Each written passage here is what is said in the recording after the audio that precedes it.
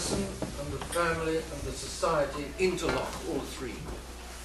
Obviously, God designed the family. That's it. We have the faith we know. He designed the family from the time of Adam and Eve onwards.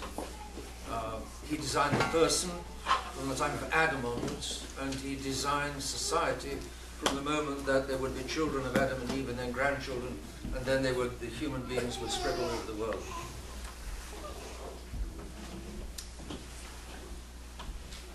In principle, this is a family conference for families, but the problems of the society, of society, are very pressing at the moment, and especially of the society simpliciter. And so Father Fadi suggested to me it might be wise to say a few more words for you about this crisis of the society. Where's it come from and where's it going to?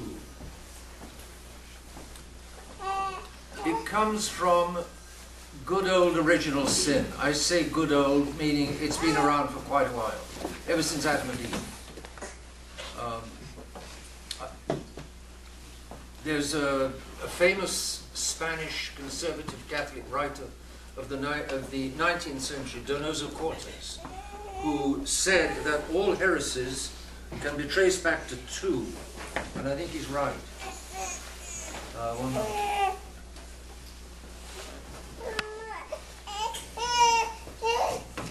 Don't worry, there's plenty of crayons here. Plenty of them. Just two. Donoso Cortes. Donoso, C-O-R-T-E, and there's, in Spanish it could easily be S or Z maybe, but Cortes.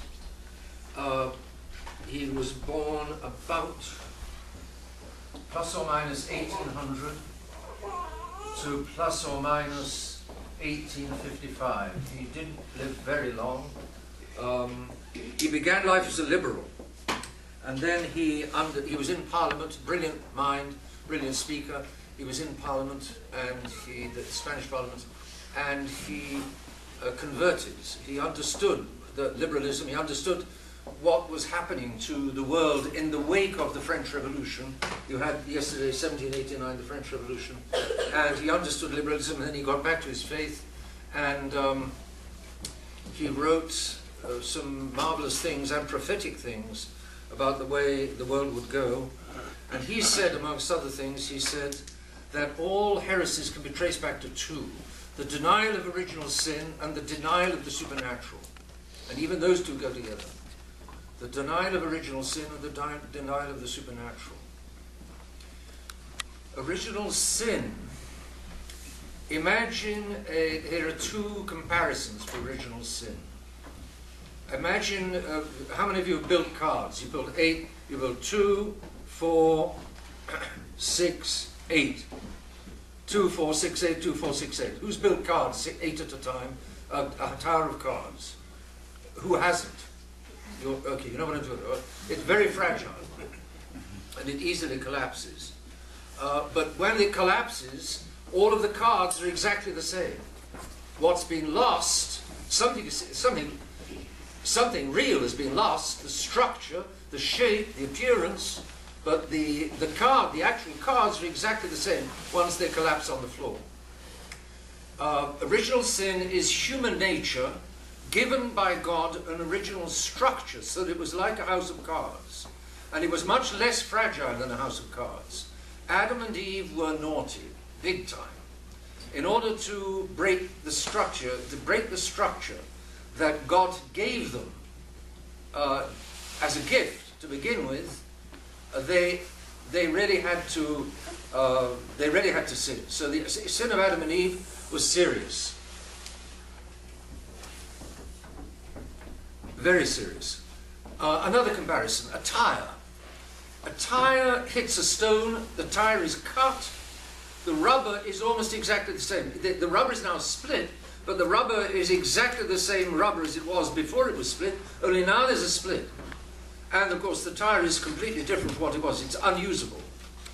Human nature, when Adam and Eve sinned, they put a hole in the tire, so to speak, and they brought down the house of cards. But the cards were exactly the same, the rubber is exactly the same. In other words, in human nature, there is a nature that stays exactly the same, that stayed exactly the same. The basic nature of Adam and Eve stayed exactly the same, but a structure that God had given it was just no longer there. And there was a puncture, and there's a puncture, and the advantage of this comparison is that you pump the tire up again, but it's going to keep leaking. You're going to have to pump it, keep on pumping, pumping, pumping to be able to use it. But it'll always keep on leaking. Poor old human nature always keeps on leaking. This Hollywood denies. Hollywood stinks, as they might say in German. Stink. Hollywood is horrible. The philosophy, the ideas, the basic principles behind easily most Hollywood films are heretical and they're naturalistic. Hollywood denies the supernatural. It hasn't got an inkling of the supernatural. When Hollywood does a Catholic film, it just doesn't jive. The few that I've seen, it just doesn't jive, because those film directors of Hollywood, they've not got the faith. They've got no idea what the faith is, or where it's a total dimension which they're completely missing. So, and Hollywood denies original sin. As I said to you, these two, this basic double denial that Donoso Cortes spoke of, you find the two going together. So where the supernatural is denied, the original sin is denied. Because if you deny the supernatural, all that's left is the natural. And if the natural is everything, then it's difficult to believe that it's punctured. It's difficult to believe that it's collapsed.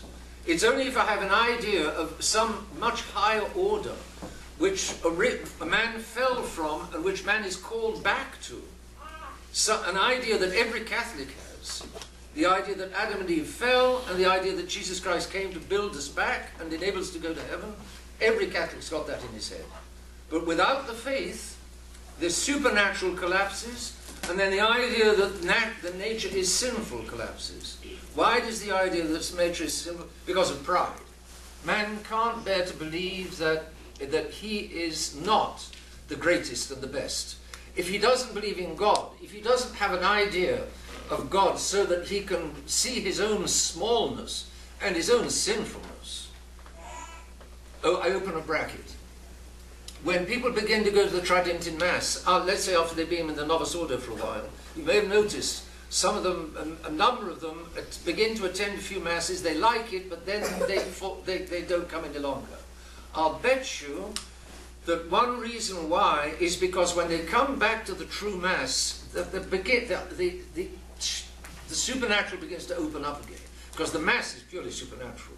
Well, not purely, but it's largely supernatural. It's highly supernatural. And so when people begin to go to Mass, they realize, they're reminded, they come back to there being something much more. When there's something much more, and then they look at themselves, I'm going to have to go to confession. The shoe begins to pinch for various reasons. And so they may not go to Mass, they may not stay with the Tridentine Mass, not because they don't like the Mass, but because they know that the opening of that dimension makes them realize that they are sinners. Without that dimension, they could think that they were the cock of the dung heap and that they could walk around, we men, we're the greatest, we're the best, there's nothing above us, and so on and so on. But once they realize again there's God, I begin to see who I am, and I recognize I'm a sinner. So the denial of the supernatural and the denial of original sin go together, and both are heavily denied in today's world. You're living in today's world. I'm sure many of you have seen many Hollywood movies like I have, and it would be difficult for this influence of this naturalism. The error of shutting out the supernatural is called naturalism.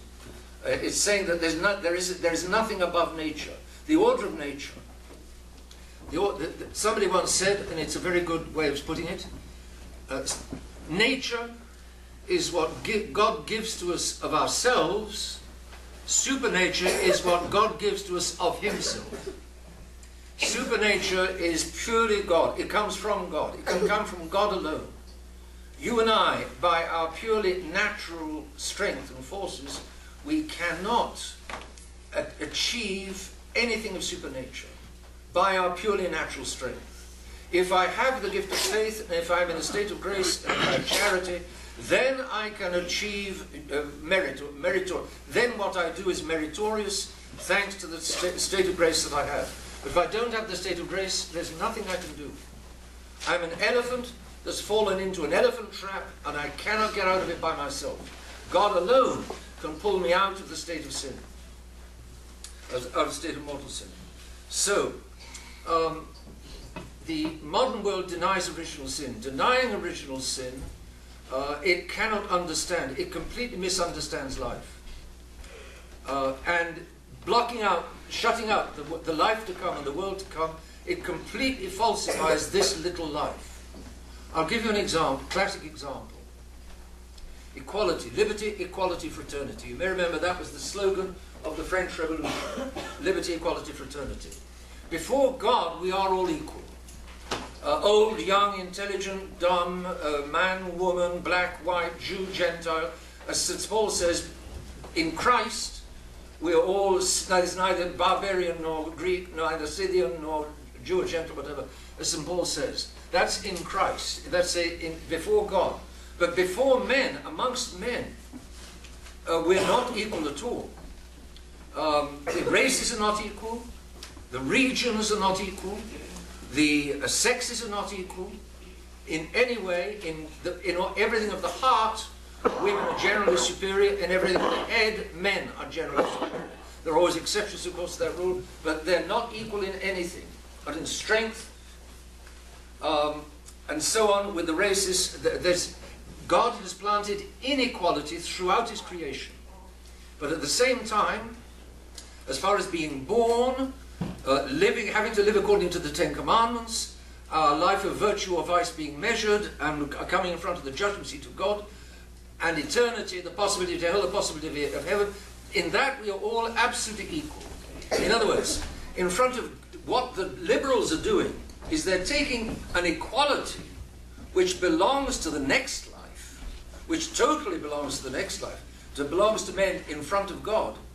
They're taking that equality and they're cramming it, an equality as huge as eternity, and they're cramming it into this little tiny life of 70 years on earth, or 90 years. And the result is it's like trying to jam 8 gallons into a 1 gallon bottle. You're going to burst the bottle. You're going to try, the bottle will finally burst. If you've got the means of forcing it, the bottle will burst. This life bursts by the attempt to make man and woman absolutely equal, for instance. Equal in all respects and absolutely. Interchangeable like the wheels of a motor car. Ridiculous and profoundly wrong. And that's exactly what the enemies of God, the Freemasons, are doing today. They're making the sexes in absolutely, they're jamming. They're taking people's instinct of an equality, which is a true instinct, but it belongs in front of God. In front of God we're all equal. In front of human beings we're not equal. Men have very different talents. There is a certain proportion of men that are born leaders, and it's a minority, and there's a majority of men that are born followers, that don't have the gifts of leading, that are not gifted to be leaders. And it's ridiculous when they try to be. And hence again, another huge foolishness is the principle of democracy. Democracy, whereby everybody can judge just as well as anybody else how society should be conducted, how society should be led. It's a wrong principle. What is needed is, what the church will teach, is that the leaders should lead. The leaders have gifts from God to lead. Duties that go together with the gifts, responsibilities, and lastly, if you like, certain privileges. But in French they used to say noblesse oblige. Nobility, being a noble, is an obligation. Nobility obliges. Being a noble is an obligation. It's a responsibility, and it can be a very heavy responsibility and obligation. Pius X didn't want to be Pope because he knew perfectly well what a huge responsibility it was. He accepted, but he hadn't wanted it. I'm saying that the problem of the society of Pius X is the problem of original sin. Well, you can trace it that far back, and it does go that far back.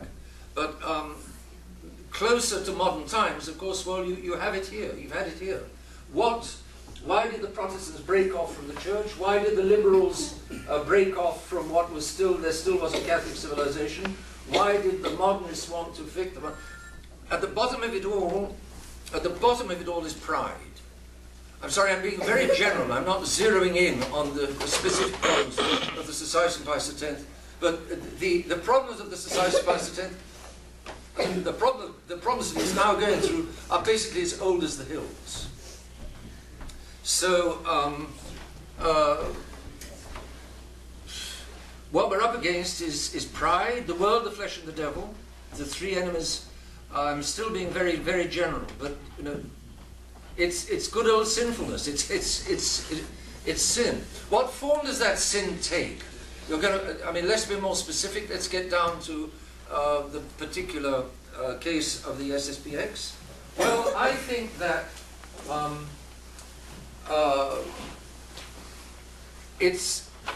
I've got a name for it, and I call it 50sism.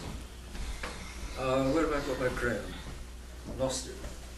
50sism. And that means, 50sism means what's going on in the society today is the return of the Catholicism of the 1950s. What was wrong with the Catholicism of the 1950s? The 1960s was a tremendous crash of the church. I think we're all agreed on that. We should be. Vatican II was a tremendous crash. Vatican II was the whole church, was the modern era, the modern eras being made official inside the church. The difference between modernism and neo-modernism was the difference between the era being condemned by the whole church following Pius X and the era being accepted inside the whole church following John the 23rd and Paul VI and John Paul I and so on and so on. John Paul II, I mean. What is the era of the 1950s? What's wrong with the Catholicism of the 1950s? The 1960s was a great crash. Now, if it was a great crash, if it was a great fall, on the one hand, it must have been at a certain height to be able to fall. If you aren't at a certain height, you can't fall. If Vatican II was a great fall, then the church was at a certain height before the crash. On the other hand, if you make a great fall, you must have been standing right on the edge. You were standing in a foolish place, and you were not watching what you were doing, and therefore there was something very wrong with the church. So there was something right with the church of the 1950s, and there was something that was very wrong, because the church of the 1950s generated the crash of the 1960s. What was wrong with the Catholicism of the 1950s, which came back to modernism? Well, we saw it basically yesterday. Protestantism and liberalism and modernism have created a new world. That new world is all around us. That new world of science, of technology, of machines, of industry, of suburbs, of big cities, motor cars, trains, aeroplanes, now space rockets. This glamorous and dazzling new world created by science is a world which basically mocks the Catholic Church. And the example is Galileo. I'm sure all of you have heard, and many times, how the great scientist Galileo was persecuted and imprisoned by the church, and the Catholic Church was backwards and and didn't understand science, didn't like science, doesn't understand the modern world, and so on. All of you heard that. So between the modern world arising out of Protestantism and liberalism and the Catholic Church, there's a big clash. Now, the world is glamorous, and the world looks good. Hollywood is glamorous. Hollywood makes errors look good. And so, and people watch films. Think of the suburbs, or think of today's big cities. Think of how popular the internet is. How many people are living off the internet. Now, not everything with the internet is wrong. Obviously, there's a big problem with it. We all know what that problem is. That the most outstanding and immediate and striking problem is the internet. But what the internet goes with rabbit hutch high-rises. Television especially goes with rabbit hutch. It goes with the rabbit hutch way of life. Take the big city. I don't know how many of you live in the big city. The French have a marvelous expression. Métro, boulot, dodo. Which means métro is the underground. Boulot is the work. It's a familiar word for work. I can't think of an equivalent in English. Work. And dodo is sleep. So underground work, sleep. Underground work, sleep. Métro, boulot, dodo is a typical French phrase. Smart. The French are smart. A smart phrase for modern life.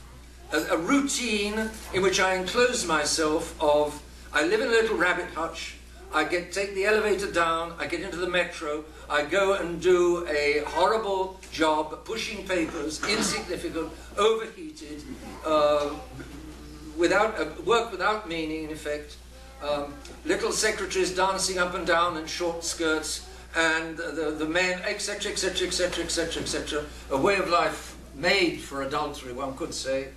Am I exaggerating? And back you come to the evening.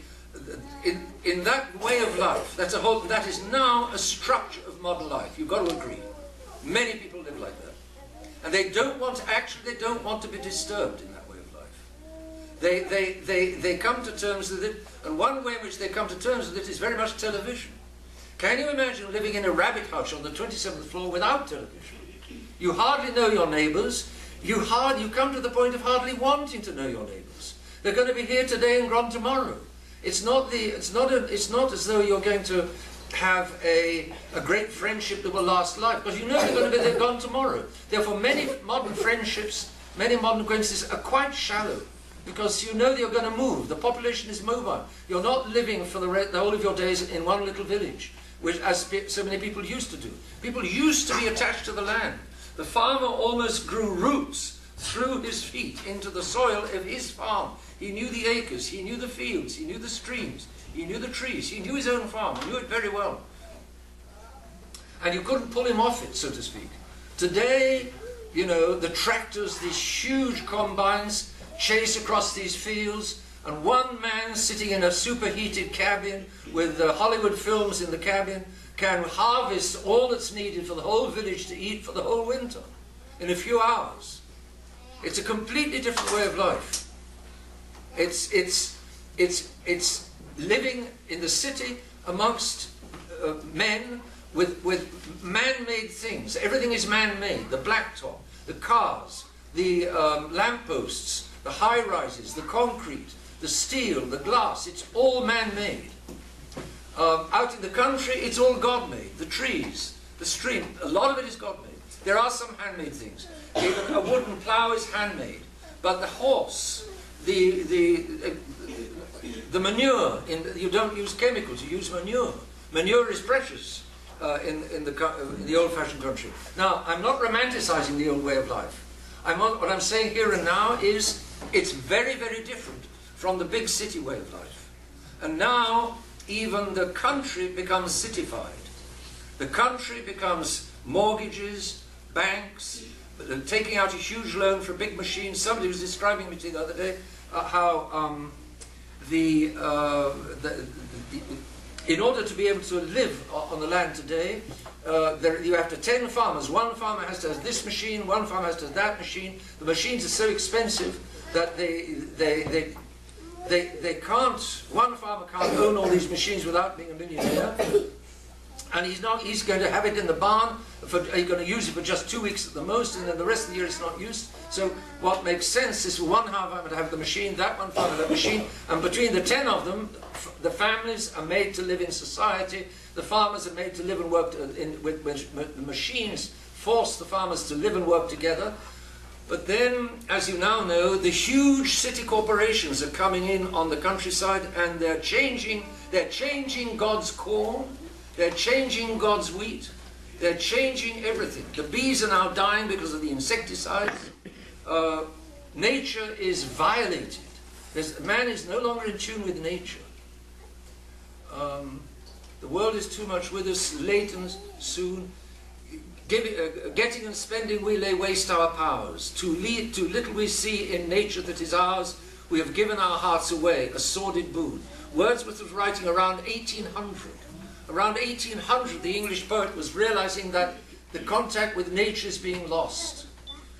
He stands by the ocean side and he's watching, he's looking at the sea. Great God, it moves us not. I'd rather be a pagan suckled in a creed outworn. So might I, standing on this pleasant lea, have glimpses that would make you less forlorn, have sight of Proteus rising from the sea, or hear old Triton blow his wreathed horn. Now a man stands on the seaside and he watches the sea and he says, that will make a good salt plant, or a desalination plant.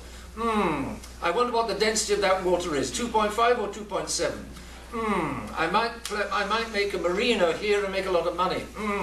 His mind is turning in completely material things. The beauty, God's beauty, something, again the same poet, something far more deeply interfused, he's lost. It's just not there. And that's why he, standing by the seaside, he imagines, he said, I'd rather be a pagan suckled in a creed outworn. I'd rather be a wretched old pagan. At least I would still believe in the gods of the sea. I'd believe in something more than just H2O and H2SO4 and chemistry and physics and all of that. But no, we have given our hearts away, a sordid boon, he says.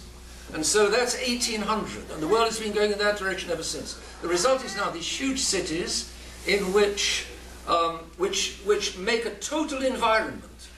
And the getting into a motor car, cranking the ignition, driving on blacktop into the city amidst a terrible traffic jam, all of this horrible traffic, the fumes, the impatience, the road rage. It's a way of life.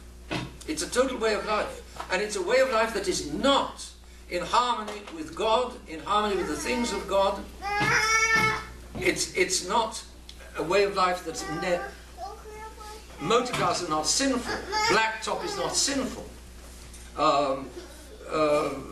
The underground is not sinful.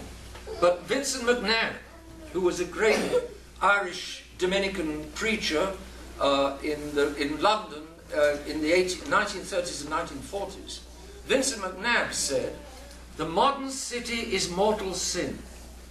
What do you mean by that? He says, what his meaning is, the modern city is a total way of life in which it's very difficult to avoid mortal sin. It can be avoided. It's not impossible, but it's very difficult. So you see the clash between the world from which the modern world came and the modern world. In other words, God's world and the modern world. There's a profound and deep clash. And the answer, a lot of it came from the breakout of Protestantism. Then it went through liberalism, through modernism, and through the Vatican II. So by Vatican II, short before Vatican II, the 1950s, let's say, many Catholics had been living for several generations in this man-made world, in an environment completely structured by man, for man, with no regard for God, and out of touch with God's nature. It doesn't necessarily exclude God. It was still possible to be a Catholic in the 1950s. But many modern people's idea of Catholicism in the 1950s came to be the idea of Hollywood. In other words, the bells of St. Mary's, going my way. You know, what's marvellous about the nun is that she can roll up her sleeves and play tennis just like anybody else. Is that really what makes a nun? Because why? Because otherwise people feel the nun is too distant.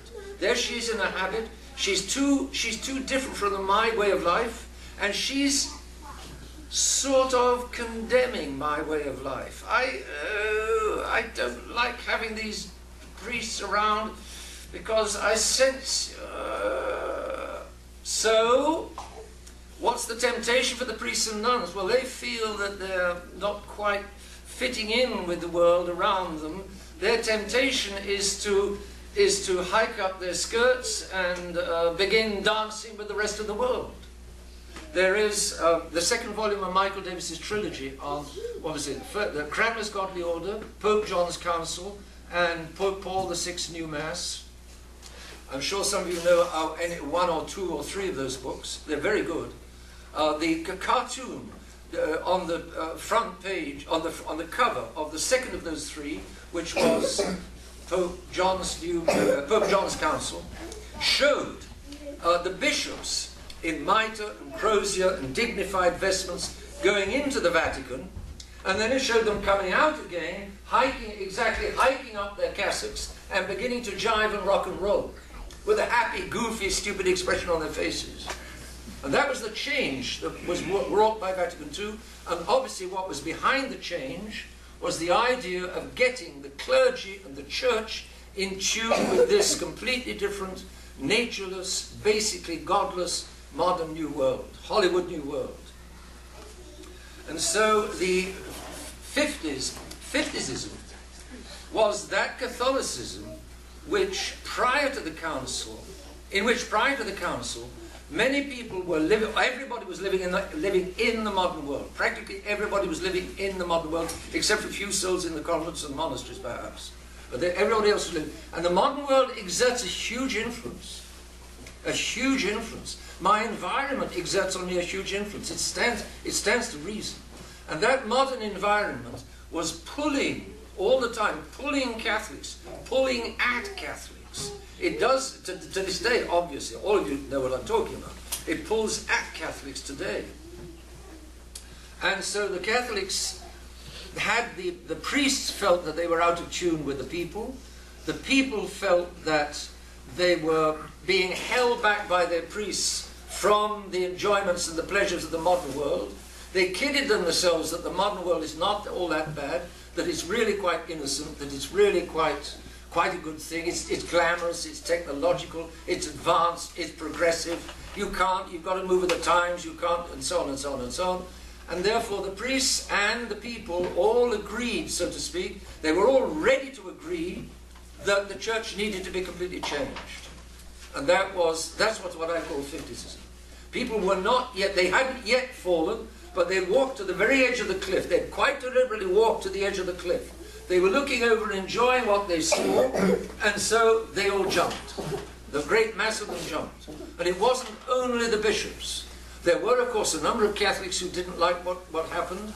There were a number of priests that didn't like the council. There were a lot of laity that didn't like the council. There were two bishops we know who didn't like the council. Well, there are many more actually. But those that resisted were crushed by Paul VI. Paul VI, when the council got going, and when the council was finished, Paul VI then began strong-arming the church, really strong-arming to get the church into the new church, to change the church into the new church. New church spelled as one word. And so there was resistance, but it certainly wasn't the majority. And many ended up going along with it.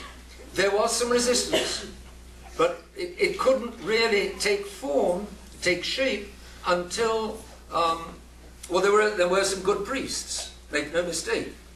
You could name several in the United States and in other countries who resisted, who stayed with the old Mass, who kept on saying the old Mass, and who refused to say the new Mass. There were such. But individual priests couldn't do much until there was a bishop to stand and lead. And that was Archbishop Lefebvre. And I can remember in the 1970s, he began the seminary in, I think, 1970, 69, 70. He began the famous seminary of École, and began with small numbers. He had only a ragtag and bobtail of teachers in the seminary, a few older priests that came and joined to help crank up the staff of for his seminarians. I can remember that just as each hammer blow descended upon the seminary, some of the older priests packed their bags and ran away. But just as he had too few older priests, his young priests began coming online. And they began teaching in his seminaries, and it worked. It worked. Morally, it worked. So his young priests were just in time to take the place of the older priests who wouldn't stay. But the older priests were still influenced by this mentality of obedience. this terrible obedience. What Archbishop Lefebvre said was to have made the whole, what a masterstroke of Satan, to have made the whole church disobedient in the name of obedience. Meaning to make the whole church obey men instead of obeying God, forgetting obedience to God. I can remember many things from the seminary of the 1970s. What was another thing I was just thinking of? Oh yeah, what I was going to say was, I remember from that time, he said, the Archbishop used to say, if only he could have found another half dozen bishops to take a stand with him, only half a dozen would have been enough to throw a major monkey wrench into the works of the revolution of Paul VI. It was a revolution that overthrew the Catholic Church and made the new church as you now have known it, as we have now known it, which is not Catholic, which is it's a new religion. It's a religion of man. It's the religion of a religion of man in the place of the religion of God, and that's again a religion of the modern world in place of the religion of God, a religion of industry and technology instead of the nature of God. One reason for thinking seriously of getting back into the country, if you can, there may be many reasons why you can't. I've trained for this job, which only exists in amongst the high-rises. I'm going to have to live in a high-rise. I can't move out of the country. Fair enough. God will not hold it against you if you don't move out of the country. But if you have the possibility, stop and think. Stop, look before you lead when it comes to moving out into the country. In the country you've got much more chance of living among the things of God than among the things of man. You've got much more chance of having an environment of God for the religion of God as opposed to an environment of man that makes war on the religion of God. But you've got to look before you lead. Here's another fact. I have a friend in Canada who moved way out into the country in another province of Canada in the idea of starting up a Catholic sort of village or group out in the country. Didn't work. They didn't have a priest. They had a priest that visited them only, I think, once or twice a month. And otherwise, the families were left amongst themselves. The families began. Each family looks after its own interest. There began clashes amongst the family. It failed. It was the right idea, but you need more than just the right idea. So, what you've got then is Fifticism is a lot of Catholic laity and Catholic priests pressured, softly pressured, subtly pressured, deeply pressured by the whole modern world to think in tune with man instead of thinking in tune with God. And therefore they're ready to abandon the religion of man, to abandon the religion of God for the religion of man. And that's what happens with Vatican II. And what you've got now is exactly the same modern world, only even more so. You know how much technology has advanced since the 1950s. In the 1950s, Elvis Presley was new. He was the first white rock and roller. He was very good. But it was a new kind of music, and as the Chinese proverb says, when the mode of the music changes, the walls of the city shake. Elvis Presley was a revolution in music. And don't underestimate music. A revolution in music meant a revolution in the hearts and minds. That's what it means. So the 1950s, television was just coming in, and there was no question of abortion, and euthanasia, same-sex marriage. These things just not even thought of, hardly thought of. Practiced perhaps on the QT because the principles were still good and the legislation was still good, and the legislators the United States was a decent country in the 1950s. There was the general decency which the young generation today has no knowledge of. The oldsters, we oldsters, know what there was. But the youngsters today, it's a world that's gone. The 60s were a tremendous revolution. Therefore, if we accuse the 50s of having caused Vatican II, can we be surprised that the 60s, 70s, 80s, 90s, 2000s have caused the society to go soft? That's the process at work. It's a soft, deep, get into a motor car, it's the modern world. I'm not saying we should never stop getting into motor cars. All I'm saying is that every time we're getting into a motor car, we're paying a little price, and that little price adds up with all the modern things that I use and get used to and that enter my soul, and that I admire and that I value. I've got to be careful how I admire the things of the modern world, to make sure they don't get in between me and God. So, can we be surprised if the 70s, 80s, 90s, the society began in the 70s with a marvelous, a real man of God, the Archbishop Lefebvre, a real man of God. He had his failings, don't let's idolize him, don't let's make an idol of him. But he was a real man of God, he had all the essentials were in place, he stuck to the religion of God, and he understood the modern world, he understood all of this in depth. He learned it at the seminary from his great teacher, Father Lefloc, and he taught it to the youngsters. And the youngsters, and here's the problem with the Society of Pius X. The youngsters all went to seminary. These young men of the 70s and 80s, they went to the seminary and they sat down on the benches in the seminary. Ooh, Archbishop Lefebvre, Echo, ooh. And they sat there and they learned, everything they learned, and they wrote it all down, they wrote it down in notebooks, they learned by heart their notebooks. Archbishop Lefebvre echoed, ooh, ooh, ooh, ooh. And then they came out of the seminary, we are the best, ooh. I'm caricaturing, I'm making fun obviously, but there's that side to it. And then the Archbishop died. As long as he was there, he kept reminding people, and he held it together, like Pius X held the church together in the 1900s. Archbishop Lefebvre held the society together for as long as he lived, because he was a charismatic figure. He was obviously a man of God, a deeply Catholic man. Everybody admired him. Once they'd understood what he was about, everybody admired him. But once he was dead, well, then the world began gnawing away again. G-N-A-W-I-N-G. This total environment, which had been the environment of these good youngsters, these good young men, before they went to the Archbishop's seminary. The glamour of this as the Archbishop wore off. His teachings, well, yes, but... And so, little by little, the society, the leaders of the society began to slip, and so the society is now going the way of all flesh. It seems to me, it so stands to reason. It's so understandable. I don't know what to say. In French they say, tout comprendre, c'est tout pardonner. If you understand everything, you forgive everything. There's some sense in that saying. And if you understand, you know, I mean, the world is really rather nice. The modern world is really rather nice. Hey, these leaders of the society, gosh, yes, they have a point.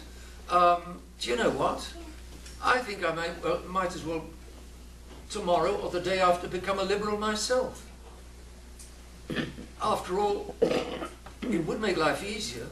I wouldn't have to swim against the current so much any longer. You see the temptation. The temptation is very easy. The world, the flesh, and the devil.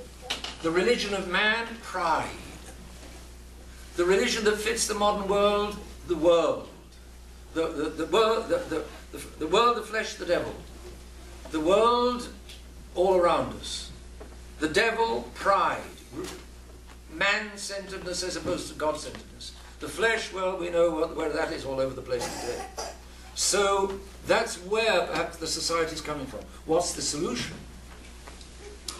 Well, the solution, Solzhenitsyn said, and Dr. White loves quoting Solzhenitsyn, Solzhenitsyn said, the division between good and evil does not go between this power block and that power block. The division between good and evil does not go between this party and that party in this country. The division between good and evil does not go between my friends and my enemies inside this party. The division between good and evil goes right down the middle of my own heart. And therefore the solution to the problems of the modern world is what I am going to do about my own sinfulness. That's the start. And what am I going to start? How am I going to start? Prayer, of course. But remember always the old proverb, pray but keep rowing to shore. In other words, prayer, yes, but also my own effort. Pray but keep rowing to shore. Otherwise, if you just sit in the boat and do nothing, you're going to drift away from shore, you're going to drown. So you pray, but then the other proverb says, God helps those who help themselves. So what are we going to do besides praying to help ourselves? Well, that's another discourse. But it starts with ourselves. It moves on to our family, which is the importance perhaps of what we're doing here these few days. And only after that, if the person in the family, if I am responsible for a family, I look after my own soul. I look after my family, and then I will see what I can do to hold myself and my family against this total environment of today, which is not good, and it's not going to get any better, and it's going to perhaps come after us and persecute us. And Father Voigt says we better prepare for martyrdom, and I'm not sure that's. I basically agree. God may not ask us to be martyrs, but He may well. It's going to be all or nothing. And since I'm no longer in the pulpit, then I think I can sing it. With me, it's all or nothing. And if you remember the old song from Oklahoma? No half on half romance will do. With God, it's all or nothing. And that's the bottom line. And the 50s, it was a half and half romance with God. And God said that won't do, and He punished us with the 1960s and with the collapse of the church. And now He's punishing the society because there are not enough priests, not enough laity in the society who recognize that with God a half and half romance won't do. It's our problem. God bless.